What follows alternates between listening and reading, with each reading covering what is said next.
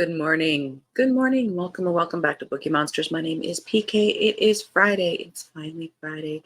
It is August the 9th, and we're here to look at the new releases that are being set into the wild each week. Every day of the week, we look at a different genre. On Monday, we looked at cozy mysteries. On Tuesday, we looked at mysteries and thrillers, more the gritty side of things. Wednesday, we looked at romance. Yesterday, Thursday, we looked at fantasy and science fiction.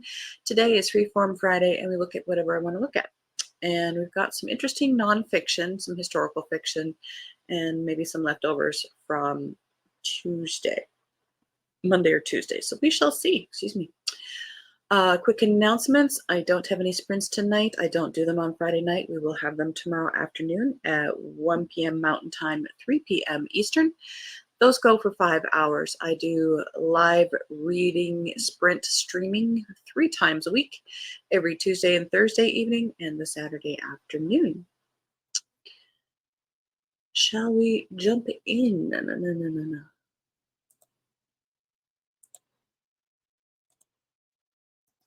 The first few are nonfiction.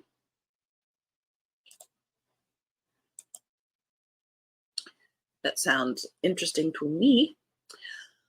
First up, All That Glitters, A Story of Friendship, Fraud, and Fine Art by Orlando Whitfield. The dazzling insider's account of the contemporary art world and the stunning rise and fall of the charismatic American art dealer Inigo Philbrick as seen through the eyes of his friend and fellow dealer. In development as a series for HBO. Orlando Whitfield and Inigo Philbrick met in 2006 at London's Goldsmiths University, where they became best friends. By 2007, they had started I&O Fine Art. Orlando would eventually set up his own gallery and watch as Inigo quickly immersed himself in a world of private jets and multi-million-dollar deals for major clients.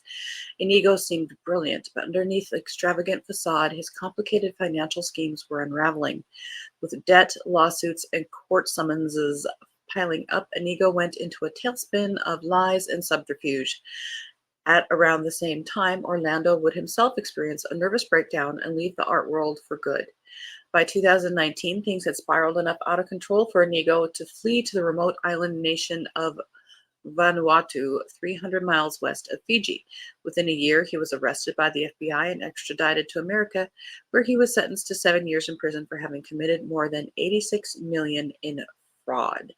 All That Glitters is at once a shocking and compulsive story of ambition and downfall, a cautionary tale, and an intimate portrait of friendship and its loss.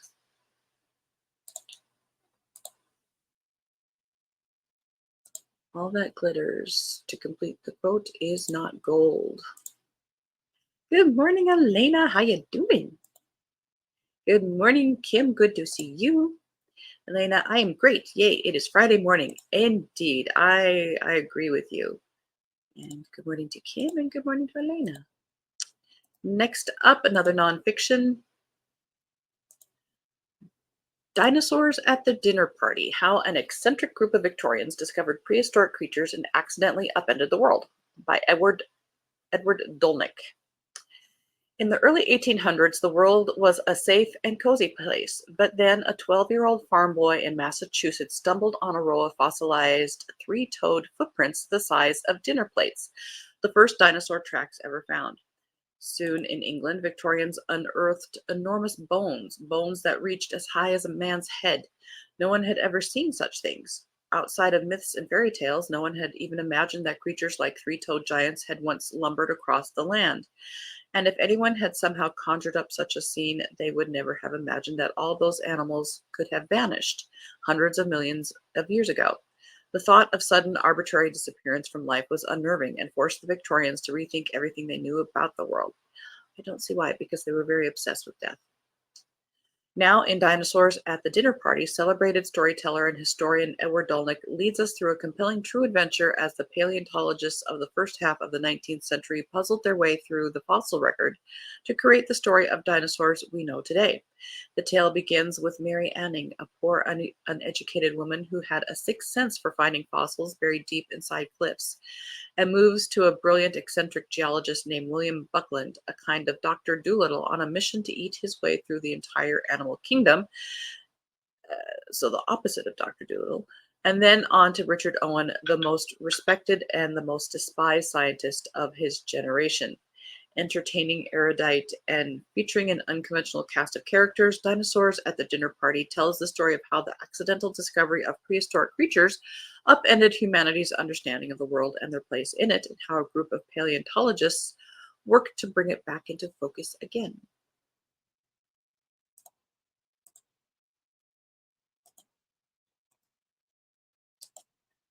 Another nonfiction, Life as No One Knows It, The Physics of Life's Emergence by Sarah Amari Walker.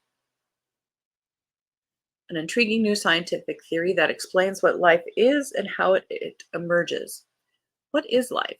This is among the most difficult open problems in science, right up there with the nature of consciousness and the existence of matter.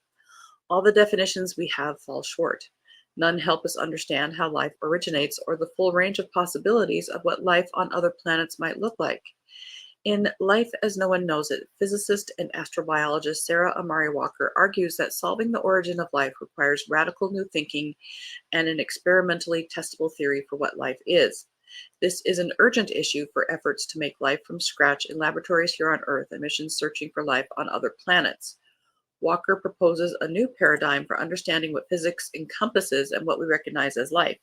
She invites us into a world of maverick scientists working without a map, seeking not just answers, but better ways to formulate the biggest questions we have about the universe. The book culminates with the bold proposal of a new theory for identifying and classifying life, one that applies not just to biological life on Earth, but to any instance of life in the universe. Rigorous, accessible, and vital, this book celebrates the mystery of life and the explanatory power of physics.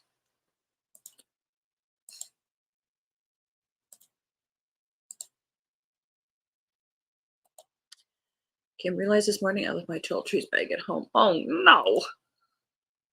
Hi, Emily. That dinosaur book sounds interesting. Yeah, there was some interesting nonfiction here. And some true crime. Midnight in Moscow, a memoir from the front lines of Russia's war against the West by John J. Sullivan and General Jim Mattis, who writes the foreword. A memoir of service by the American ambassador who was on the diplomatic front lines when Putin invaded Ukraine. This book is the first behind the scenes account of how US Russia relations hit their nadir and a playbook for our unfolding confrontation. For weeks before Russia's invasion of Ukraine, John J. Sullivan, the U.S. ambassador in Moscow, was warning that it would happen. When troops finally crossed the border, he was woken in the middle of the night with a prearranged code. The signal was even more bracing than the February cold. It meant that Sullivan needed to collect his bodyguards and get to the embassy as soon as possible. The war had begun, and the world would never be the same. In Midnight in Moscow, Sullivan leads readers into the offices of the U.S. Embassy and the halls of the Kremlin during this climactic period, among the most dangerous since World War II. He shows how the Putin regime repeatedly lied about its intentions to invade Ukraine in the weeks leading up to the attack, while also devoting huge numbers of personnel and vast resources to undermining the U.S. diplomatic mission in Russia. And he explains how, when Putin ultimately gave the order to launch a full-scale invasion of Ukraine on February 24th, 2022, he proved that Russia was not just at war with its neighbor, it was also at war, in a very real sense, with the United States and with everything that it represents. And while Putin decided how this conflict started, its ending will be shaped by us. With his unique perspective on a pivotal moment in world history, Sullivan shows how our relationship with Russia has deteriorated, where it's headed, and how far we should be prepared to go in standing up to the menace in Moscow.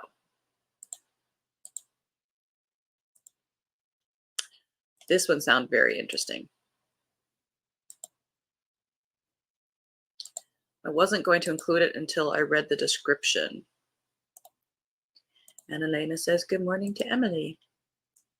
McMillions, the absolutely true story of how an unlikely pair of FBI agents brought down the most supersized fraud in fast food history by James Lee Hernandez and Brian Lazarte. In March of 2001, federal prosecutor Mark Devereaux cold-called Rob Holm, the head of security for McDonald's Corporation. Without explanation, Devereaux asked that Holm and several other McDonald's senior executives plan a visit to the Jacksonville, Florida FBI and tell no one about their intended destination. It wasn't up for discussion. Upon their arrival, Devereaux watched them closely, looking at body language, checking for tells. To him, they were all potential suspects. Once they were seated in an unremarkable conference room sealed away in the hyper-secure FBI building, Devereaux began to lay out a shocking conspiracy, one that ran deep into McDonald's most beloved promotions, the Monopoly game.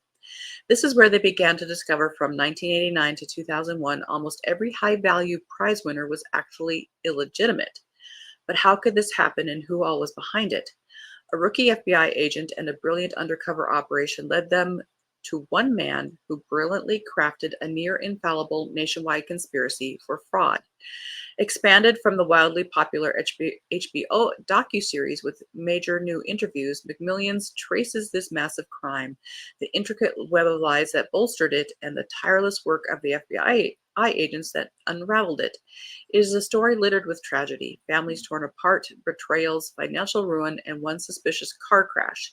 Yet there are bright spots in the hijinks of the FBI agents and their co-conspirators. Ultimately, it is a story of what happens when the American dream goes very wrong.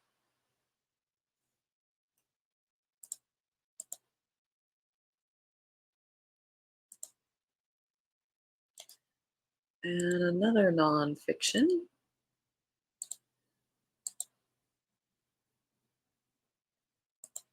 The Bookshop, A History of the American Bookstore by Evan Friss. A spirited defense of this important, odd, and odds-defying American retail category. Bookstores have always been unlike any other kind of store, shaping readers and writers and influencing our tastes, thoughts, and politics. They nurture local communities while creating new ones of their own. Bookshops are powerful spaces, but they are also endangered ones. In the bookshop, we see the stakes, what has been and what might be lost. Evan Friss's history of the bookshop draws on oral histories, archival collections, municipal records, diaries, letters, and interviews with leading booksellers to offer a fascinating look at this institution beloved by so many. The story begins with Benjamin Franklin's first bookstore in Philadelphia and takes us to a range of booksellers, including The Strand, Chicago's Marshall Field and Company, the Gotham Book Mart, specialty stores like Oscar Wilde and Drum and Spear, sidewalk sellers of used books, Barnes& and Noble, Amazon Books, and Parnassus. The book should also include A-books. The bookshop is also a history of the leading figures in American bookselling, often impassioned eccentrics, and a history of how books have been marketed and sold over the course of more than 2 centuries, including, for example, a 3,000-pound elephant who signed books at Marshall Fields in 1944. The bookshop is a love letter to bookstores, a charming chronicle for anyone who cherishes these sanctuaries of literature, an essential reading to understand how these vital institutions have shaped American life and why we still need them. Indeed.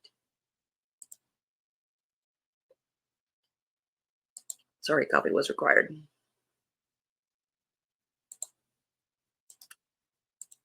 The Devil Behind the Badge. The Horrifying 12 Days of the Border Patrol Serial Killer by Rick Gervais. This is a true crime. 12 days is all it took. Melissa Ramirez, Claudine Ann Luria, Giselda Hernandez, and Janelle Ortiz were 4 marginalized women striving to make ends meet as sex workers. They looked out for one another, but they would soon share a connection that none of them could have imagined. When Melissa was found dead, the other 3 women were on edge but assumed they were safe. 12 days later, they too were dead, and police had detained an unlikely suspect, Juan David Ortiz, a 10-year veteran of the U.S. Customs and Border Protection, where he carried a badge, a service revolver, and was entrusted to protect the community in which he eventually killed. From September 3rd through September 15th, 2018, Ortiz, a husband and doting father to 3 children, lured his victims into his white Dodge truck and drove them to the outskirts of town where he violently executed them, leaving them dead or dying on the sides of dark rural roads. In this fast-paced, electrifying TikTok prize Pulitzer Prize winning USA Today journalist Rick Jervis tells the gripping story of the four murders that shook the small border town of Laredo and the quest to unmask a cold, calculated killer who was hiding in plain sight. The book is also a deeply human portrait of the four lives lost and an attempt to uncover what motivated Ortiz's descent into darkness. Along the way, it raises serious questions about the border crisis, the abuse of law enforcement, and the challenges of a federal agency to police its own ranks. And I apologize, I didn't click on it. This is what it looks like. Ah, real life streaming here. Next up, we're going back into fiction. The Singer Sisters by Sarah Seltzer. In 1996, an alt-rocker Emma Cantor is on tour with her sights trained on a record deal. Emma's got no lack of inspiration for her music, chiefly her mother Judy, a 1960s folk legend whose confessional songs made her an icon before her mysterious withdrawal from the public eye. Emma is baffled by Judy's coldness and is deeply shaken when she learns a long-kept secret about their family. When Emma uncovers more about her mother's past, she is vaulted to new heights as a performer. But the knowledge she gains also propels her toward a musical betrayal that further fractures her relationship with Judy. Increasingly famous but fragile and isolated, Emma grapples with her mother's legacy and what it means for her own future. With the richness of a beloved folk song, the Singer Sisters moves between 60s folk clubs and 90s music festivals, chronicling the ups and downs of stardom while asking what women artists must sacrifice for success.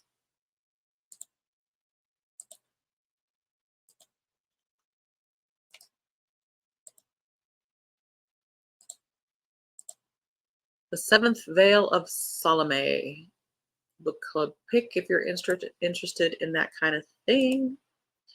And Emily said hi back. This is by Silvia Moreno Garcia. 1950s Hollywood. Every actress wants to play Salome, the star-making role in a big-budget movie about the legendary woman whose story has inspired artists since ancient times. So when the film's mercurial director casts Vera Larios, an unknown Mexican ingenue, in the lead role, she quickly becomes the talk of the town. Vera also becomes an object of envy for Nancy Hartley, a bit player whose career has stalled and who will do anything to win the fame she believes she richly deserves. Two actresses, both determined to make it to the top in Golden Age Hollywood, a city overflowing with gossip, scandal, and intrigue, make for a sizzling combination. But this is a tale of three women, for it is also the story of the Princess Salome herself, consumed with desire for the fiery prophet who foretells the doom of her stepfather Herod, a woman torn between the decree of duty and the yearning of her heart. Before the curtain comes down, there will be tears and tragedy aplenty in this sexy Technicolor saga. That sounds kind of fun. The Revenge Club by Kathy Lette. Who knows? Lots of booktubers are looking forward to the Seventh Veil of Salome. And I think it was in one of like the Illumicrate or one of those book club boxes for the month. Matilda, Jo, Penny, and Cressy are all women at the top of their game. So imagine their surprise when they start to be personally overlooked and professionally pushed aside by less qualified men. Only they're not going down without a fight. Society might think that the women have passed their amuse-by dates, but the Revenge Club have other plans. After all, why go to bed angry when you could stay up and plot diabolical retribution? Let the games begin.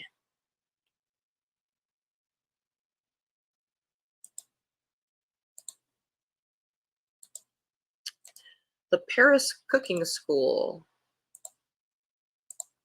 by Sophie Beaumont. There's nothing quite so romantic or inspiring as Paris in the spring, and what better place for a woman to reinvent herself and start over. Life doesn't always serve up the perfect dish, but second chances are always on the menu. Kate is bruised from a heartbreaking betrayal. Artistic Gabby is struggling to overcome a crippling creative block. Learning how to make culinary magic at the celebrated Paris cooking school is the perfect antidote. Taking the first flight out of Australia, both women find themselves in the city of lights and love. But for Sylvie, the school's owner, things are not looking so promising. She is under siege from a harassment campaign that threatens to destroy everything she has worked for while also juggling a commitment-shy lover, Claude. Each woman will be transformed by what unfolds that spring, and the course of their lives will be changed forever. A delicious novel about love, hope, and the consolations of the perfect strawberry tart.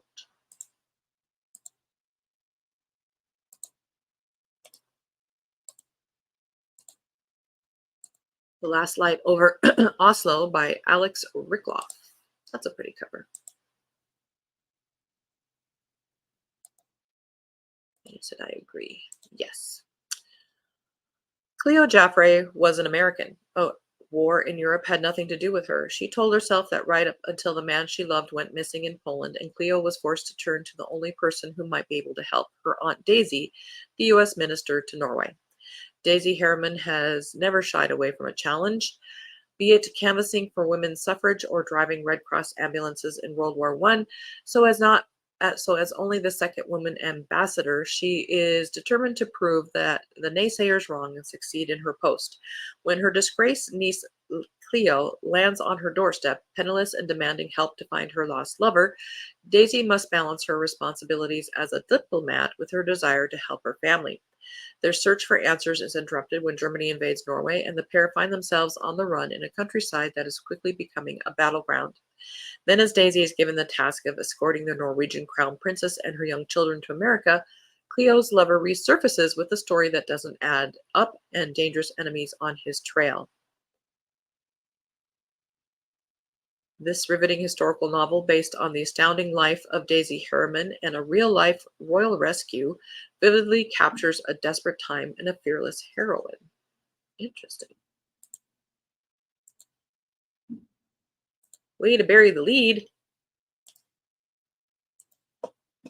In a League of Her Own. This might be all we have time for.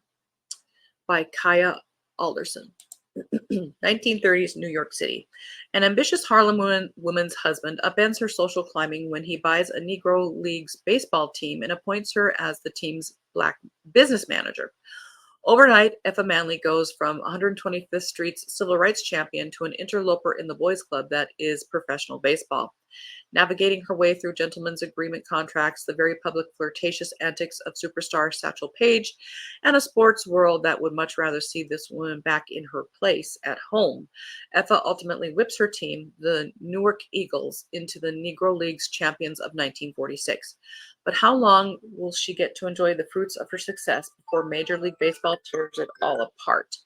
Based on the incredible life of Effa Manley, an unforgettable and inspiring story about a woman with a dream who wound up with a baseball team. I thought that sounded very cool too. The other one we have here is The Antique Store Detective by Claire Chase. I apologize, we don't have time for it. I've got to stop by the grocery store and get the mail before work. Our service manager is also gone again today, so on we go. Kim says going to hop off. Not sure what's up today other than ice cream. Well, that's a good incentive to hop off and get going. I wish I had that as an incentive. Have a good day, Kim. Thank you very much for being here. All right, everybody. Hope you have a very good Friday. Again, I don't have any sprints tonight. I don't do them on Friday nights. We will have them tomorrow at 1 p.m. Mountain Time, 3 p.m. Eastern. We do reading sprints live streaming for 5 hours tomorrow. I do them 3 times a week, Tuesday and Thursday evenings for 2.5 hours, and the Saturday for 5. Next week, we'll look at the new releases being released into the wild next week. Genre by genre. I'm getting my hair done. Oh, fun. Oh, that's also something good to be looking forward to. Elena, bye-bye. See you tomorrow afternoon. You have a good day, Elena. Thank you very much. Thank you, everybody. Have a good day. Read good books. And as the banner says, don't be a bookworm. Be a bookie monster. Nom, nom, nom. Have a good day. God bless.